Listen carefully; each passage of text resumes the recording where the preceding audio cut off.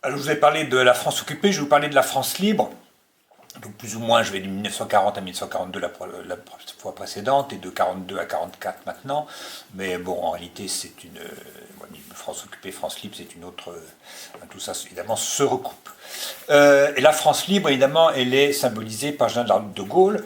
Le général de Gaulle qu'on appelle général, mais en réalité, à l'origine, c'est un rôle politique qu'il joue, car le 5 juin 1940, il était devenu sous-secrétaire d'État dans le gouvernement Reynaud. Et il n'a pas été conservé dans le gouvernement du maréchal Pétain, du 17 juin, et il a choisi de partir pour Londres.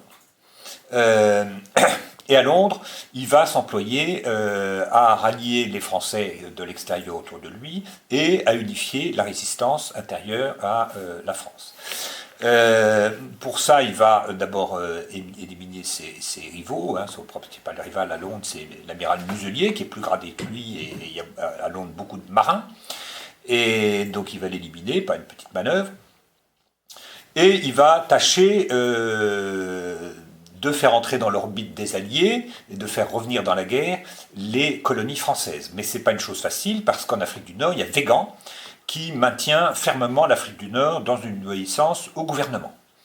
Le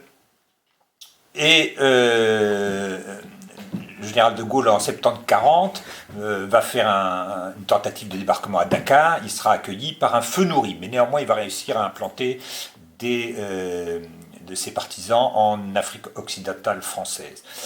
En 1941, il va y avoir un nouveau pas, c'est que Darlan va permettre aux Allemands d'utiliser les aérodromes de Syrie. Mais l'occasion ne sera pas suivie des faits, parce que le général Dens, qui commande là-bas, reste fidèle lui aussi au gouvernement, et donc en réalité la Syrie passera sous domination britannique.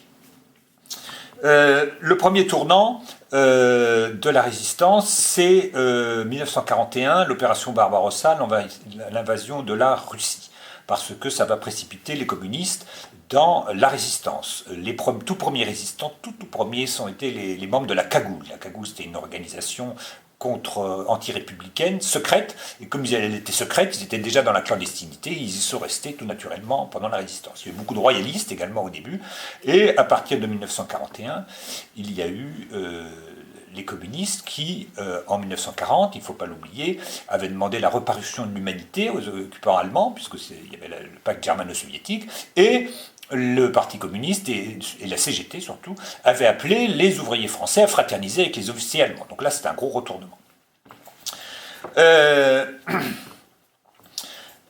En 1941, toutes les opérations qui se passent en Afrique du Nord, anglaises et américaines, notamment du fait des dissensions françaises, se font sans les Français, sans en tenir compte.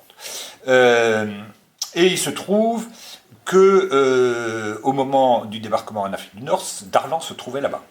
Et donc, il est détenteur du pouvoir. Mais il est assassiné le 23 décembre par un gaulliste, un jeune gaulliste, qui s'appelle Bonnet de la Chapelle. Bon.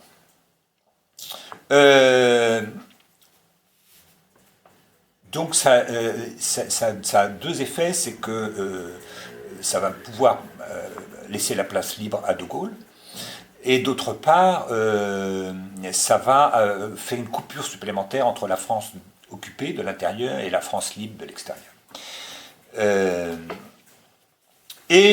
En mai 1943, De Gaulle constitue un comité français de libération nationale à Alger, dont il est coprésident avec le général Giraud. Le général Giraud, c'est un monarchiste, et c'est un général qui veut reprendre la guerre. C'est pas un homme politique du tout.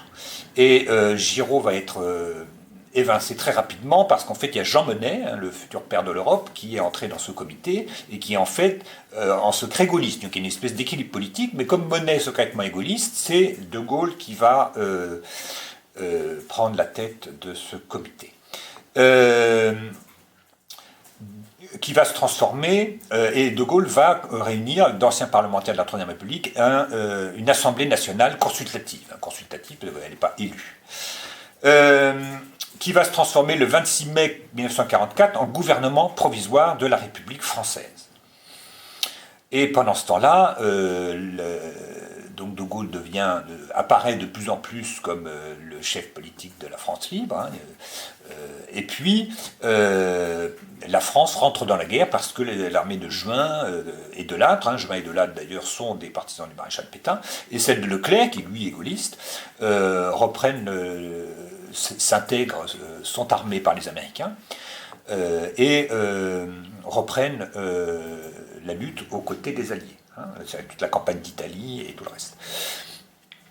Il faut bien noter que les Américains étaient très hostiles au général de Gaulle. Hein. Ils n'ont accepté d'armer l'armée d'Afrique du Nord que parce qu'il y avait Giraud.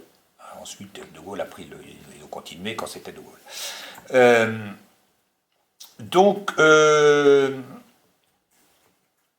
Il y a, et en mai 1944, il se produit un autre événement très important, hein, au moment de la formation du gouvernement provisoire, c'est que Pierre Pucheux, qui est un ministre du gouvernement de Vichy, obtient un sauf-conduit pour se rendre en Algérie, et à son arrivée, malgré ce sauf-conduit, eh bien, de Gaulle le fait fusiller. Et ça va avoir des conséquences capitales, que ça va pousser les partisans de Vichy vont être de cette façon tacitement déclarés traîtres. Et donc, ils vont se raidir dans leur position. Et ça va donner la main aux collaborationnistes, alors que tous les partisans du gouvernement de Vichy ne sont pas collaborationnistes. Et ça va expliquer la violence également de l'épuration. Et pendant ce temps-là, il y a évidemment tout un mouvement donc à l'intérieur que De Gaulle cherche à unifier. Donc en 1942, le chiffre des résistants va beaucoup augmenter parce qu'il y a la création, donc c'est l'invasion de la zone libre, et la création du STO, service du travail obligatoire. Et beaucoup de jeunes gens, pour y échapper, vont prendre le maquis. Donc il va y avoir des maquis, on va chercher à les faire armer par des parachutages d'armes, etc. Et en janvier 1942, c'est aussi l'année où, c'est le mois où Jean Moulin est envoyé en France, et il est là pour réunir tous les mouvements de résistance. Il y en a plein, il y a l'ORA qui est l'organisation de résistance de l'armée, il y a les mouvements communistes, etc., etc., toutes sortes de mouvements. Et donc il cherche à les unifier, parce que le principe de la résistance c'est un peu dans le secret, donc c'est difficile de s'unifier. Et pour les mettre dans l'orbite du général de Gaulle. Et Jean Moulin va être trahi, on ne sait pas trop par qui, peut-être par lui-même, et tué. Et donc au moment où se forme, donc en mai 1943, le Comité français de libération nationale, se forme à l'intérieur le Conseil national de la résistance, donc en mai 1943, qui va déboucher petit à petit au moment où les Alliés les armées alliées entrent en France. On va former les FFI, hein, donc tous les gens qui sortent de la clandestinité deviennent des militaires, si on peut dire, bien qu'il n'y ait pas d'uniforme, des résistants armés, et ça va être les FFI, Forces françaises de l'intérieur, mais le Parti communiste ne va pas intégrer les FFI, il va former d'autres groupes qu'on appelle les FTP, les francs-tireurs partisans. Et tous ces gens vont peu à peu être intégrés plus ou moins dans l'armée régulière au fur et à mesure que les opérations militaires progressent. Donc vous voyez ce double mouvement d'unification dans la France libre de toutes les colonies, qui est assez difficile et assez long, et un mouvement assez difficile aussi d'ailleurs, d'unification de la résistance de l'intérieur. Et tout ça aboutit au fait que, au moment du débarquement et au moment de la libération de Paris, le 25 août 1944, la 2e division blindée du général Leclerc entre à Paris. C'est tout naturellement le lendemain le général de Gaulle qui défile en tête de la foule sur les Champs-Élysées le 26 août, et qui prend de fait le gouvernement provisoire s'installe à Paris.